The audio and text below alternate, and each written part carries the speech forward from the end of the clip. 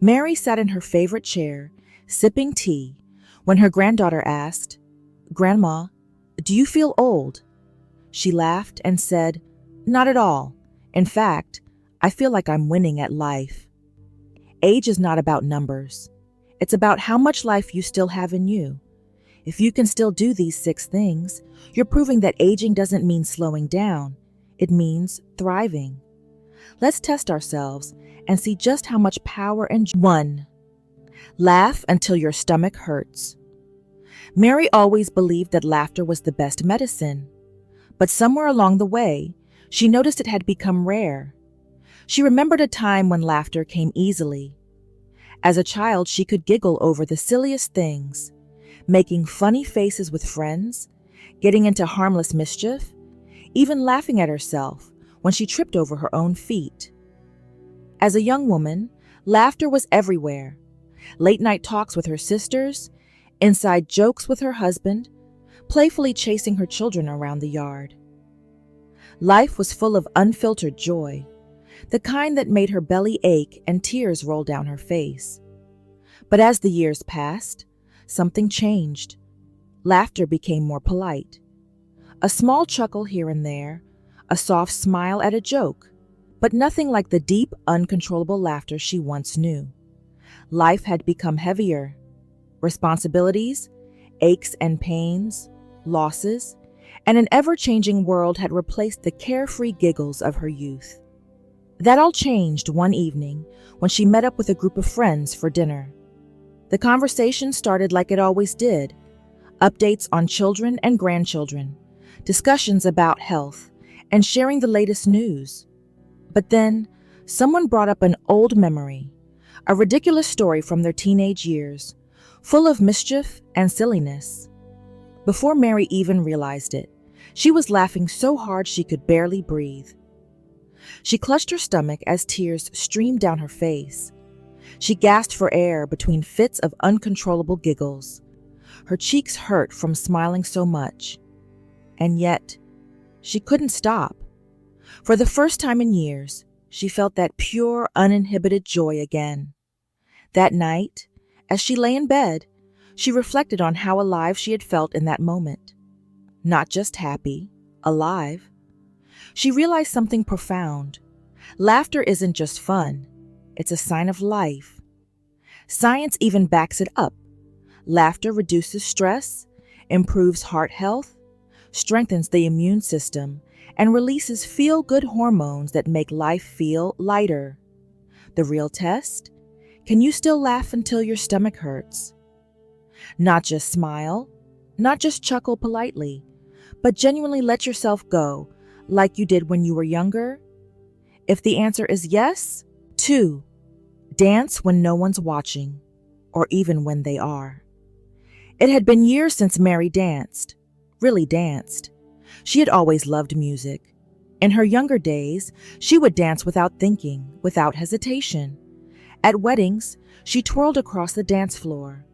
In the kitchen, she swayed while stirring a pot of soup. Even in the living room, she would grab her husband's hand and pull him into a slow, gentle sway, just because their favorite song was playing. But somewhere along the way, dancing became something she only watched, not something she did. She wasn't sure when it happened. Maybe it was when her knees started aching more. Maybe it was after her husband passed, and she felt silly dancing alone. Or maybe it was just one of those things that quietly faded from her life without her even realizing. Then, one afternoon, her neighbor invited her to a seniors dance class at the local community center. Mary hesitated. Dance class? At her age? She almost said no, but something in her stirred, a tiny spark of curiosity. So she went. The moment the music started, something unexpected happened. Her feet moved, her body swayed, and suddenly, she was laughing. It was as if her body remembered something her mind had long forgotten. With each step, she felt lighter. With each spin, a piece of her youth returned. She didn't care if she wasn't as graceful as she once was. She didn't care if she wasn't keeping up with every step. She was dancing. and it felt good. That night, as she sat in bed, she realized that dancing isn't just about rhythm. It's about freedom. It's about movement. It's about joy. Whether it's a little two-step in the kitchen, a gentle sway while washing the dishes, or tapping your feet to an old song on the radio, dancing is a way of telling life, I'm still here. No matter your ability level, the real test is, can you still let the music take over, even if just for a moment? If yes, 3. Learn something new without fear. When Mary was 72, she decided it was time to learn how to use a smartphone. She had put it off for years, telling herself that she was fine with her old flip phone.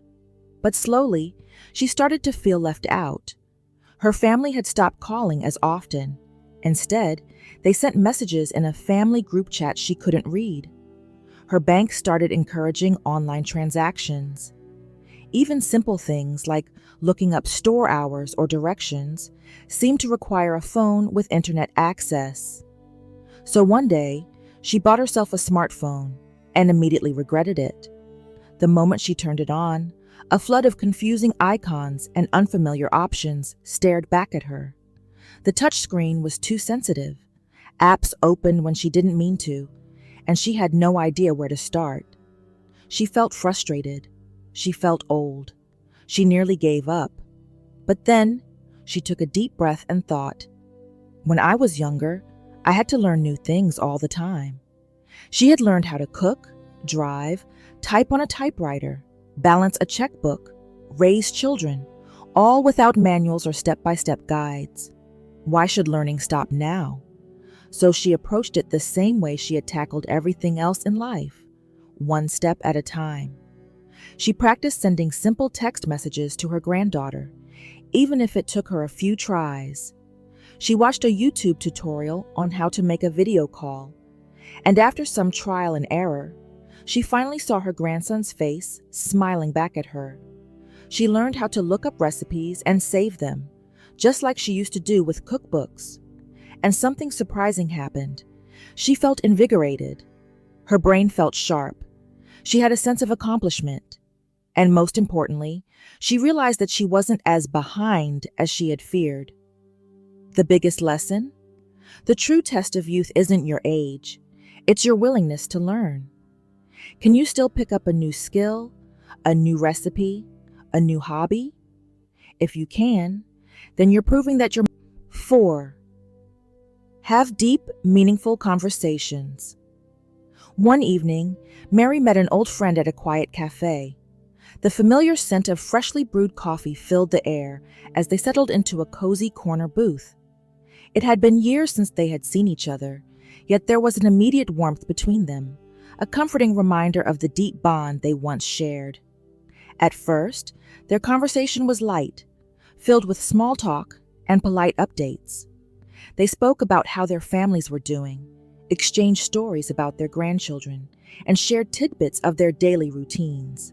It was the kind of conversation they had had dozens of times over the years, pleasant, but not particularly memorable. But then, something changed. As the evening stretched on, so did their words. The pauses between sentences grew longer, not out of awkwardness, but because they were both truly listening. They started asking deeper questions, the kind that make you stop and reflect before answering. Mary found herself sharing things she hadn't spoken about in years, the dreams she still carried, the lessons she had learned the hard way, the regrets that sometimes lingered in the quiet hours of the night. Her friend did the same, opening up about moments of loss, love, and the quiet fears that came with growing older.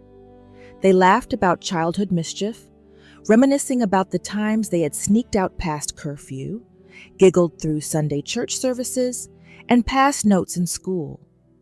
They spoke about first loves, the heartbreaks that had once felt unbearable, and the surprising ways life had unfolded.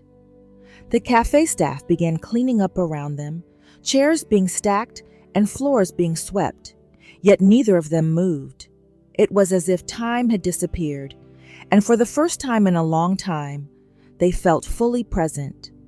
At the end of the night, her friend sighed, a soft, satisfied smile on her face. "You know," she said, "conversations like this make me feel alive." As Mary drove home, those words echoed in her mind. How often do we truly connect with someone anymore? These days, most conversations felt rushed. Quick check-ins, distracted exchanges, polite nods, while people glanced at their phones. When had life become so hurried? She thought about the way people now communicated. Texts instead of calls, emojis instead of real emotions, comments on social media instead of meaningful conversations. Everyone was talking, but no one was really listening. She realized that deep conversations, the kind where laughter turns into reflection, where stories flow freely, where the weight of unspoken thoughts is finally lifted, were becoming rare. And yet, those were the conversations that made life rich. The kind where you lose track of time. The kind where you feel truly seen. The kind where you walk away lighter, happier, and more connected than before. If you can still sit down with someone and fully engage, without looking at the clock, without checking your phone, without feeling the need to rush off to the next thing, then you are richer than most. Ask yourself, can you listen as deeply as you speak? Can you let a conversation unfold naturally, without forcing it or hurrying it along? Can you sit with a friend, even in silence, and feel the warmth of connection? Because if you can, then 5. Appreciate the beauty around you. One morning, Mary stepped onto her porch, coffee in hand, and sighed. It was just another day, another routine morning, another predictable moment. She had woken up at the same time, brewed the same coffee, and stepped outside just as she always did. Mary had lived in this house for decades. She had sat on this porch hundreds of times, and yet, in that moment, everything felt new. She sat still, her coffee warming her hands, and wondered, when was the last time I truly noticed all of this? She had been so caught up in routine, in daily tasks, in thoughts about yesterday and worries about tomorrow, that she had forgotten to see the beauty that was right in front of her. That's when she realized something profound. The world had never stopped being beautiful. She had just stopped noticing. She thought back to her younger years. As a child, she marveled at everything. She could spend hours watching ants march in a perfect line, listening to the rain hit the roof, or feeling the wind play with her hair. Everything was magical, full of wonder. But as she got older, she became busy. Responsibilities took over, stress crept in, and slowly, the small joys of life faded into the background. She had spent so much time thinking about what needed to be done, what had already passed, and what was coming next that she had forgotten to simply be in the moment.